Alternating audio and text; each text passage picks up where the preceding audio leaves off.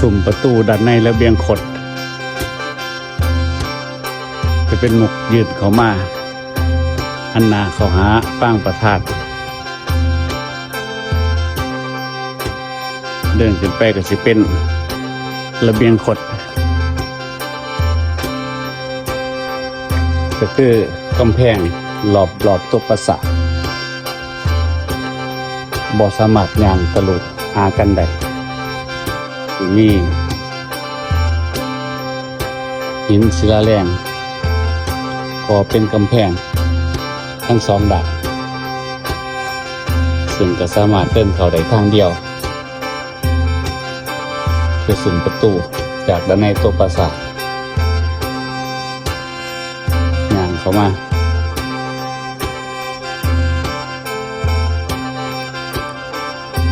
ส่วนนี้ก็เป็นกลุ่มปราสาทปรางประธาน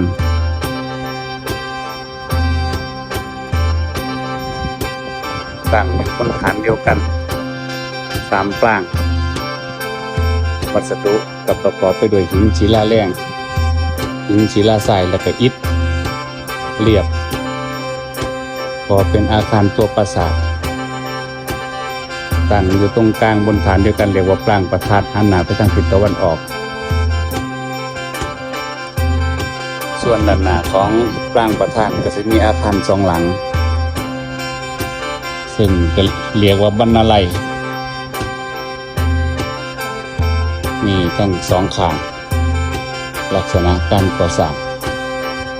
เหมือนกันหันหน้าไปทางทิศตะวันตกบนหน้าบั้นก็จะมีทับหลังแกะสลักลวดลายอย่างสวยงามทั้งด้านนอกและก็ด้านในของบรรณาลัยคนบางคนมาเที่ยวคนอาจจะไม่ได้สังเกตว่าสุ่มประตูของแต่ละหลังนั้นก็จะมีลวดลายแกะสลักวิจิตรงดงาม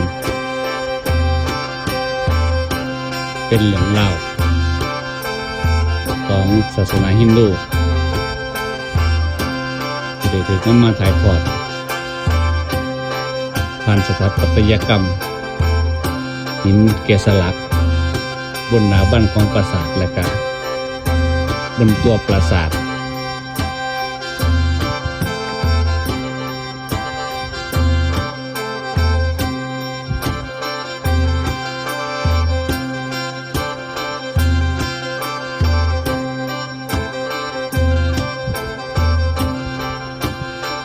งดงามนะครับภาพแกะสลักแต่ละชิ้นเป็นลักษณะนู่นมีรายละเอียดที่งดงามหรือบรรยากาศที่วัดสักกำแพงใหญ่เพียงแค่ส่วนหนึ่งจากด้านในด้านข้างระเบียงขดล้อมรอบนะครับสร้างจากหินศิลาแรงนี่คือหินศิลาแรงที่มีลักษณะแบบนี้คล้ายๆหินแห่หวานเน่านะครับกันหินศิลาทรายก็จะเอานำมาทำเป็นฐานบ้างทำเป็นกรอบประตูทำเป็นสุ่มประตูโคปุระก็จะมีหน้าต่างของระเบียงขดประดับไปด้วยมะฮวดช่องหน้าต่างเป็นลูกหมอกวัดทำจากหินศิลาทรายทั้งหมดทั้งมวลนี้มีอยู่ที่ปราสาทสระกำแพงใหญ่ตำบลสระกำแพงใหญ่อำเภออุทุมพรพิสัยจังหวัดศรีสะเกษซึ่งก็ถือว่าเป็นแหล่งท่องเที่ยวอีกที่หนึ่งของจังหวัดศรีสะเกษเป็นปราสาทขอมอายุ 1,000 ปีที่ยังคงความงดงามให้คนรุ่นหลังได้ชมได้เมือง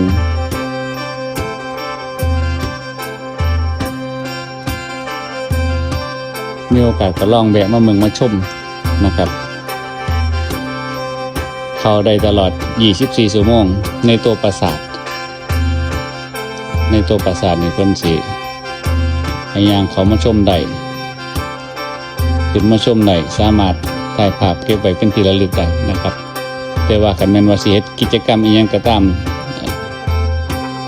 เช่นการถ่ายมิวสิกวิดีโอเฮ็ดกิจกรรมอีหยังก็ต้องขอกับทางกรมศิลป์เพิ่นก่อนนะครับต้องมีหนังสือขออนุญาตเพิ่นสิมีเจ้าหน้าที่อยู่นี่เพียงแค่มาแจ้งว่าสิมาเฮ็ดกิจกรรมภายในปราสาทขอใส่สถานที่ก็ต้องเฮ็ดหนังสือขอตามระเบียบของกรมศิลปากรนะครับกับเจ้าหน้าที่เพิ่นสิมีเจ้าหน้าที่ให้คำแนะนำดูแลก็บ่ยากนะครับเฮ็ดบ่ถึง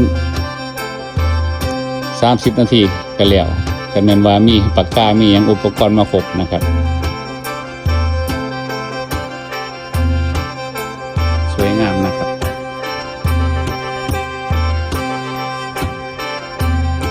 ศรีสะเกษบ้านเฮามีสถานที่ที่สวยงามอีกเยอะแยะมากมายมีโอกาสก็ลองแวะมาเด้อครับเด้อ